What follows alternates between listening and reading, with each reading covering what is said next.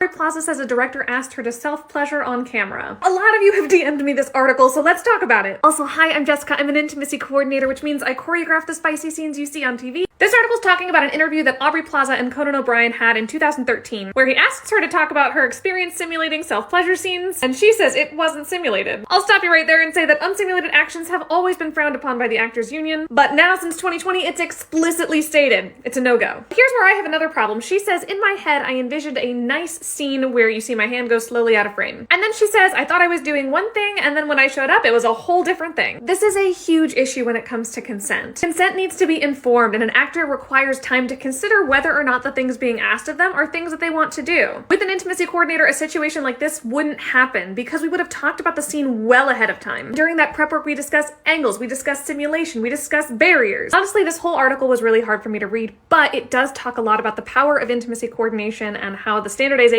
of this practice can do a lot to prevent instances like this in the future. Let me know what you thought when you read this article and follow along for more.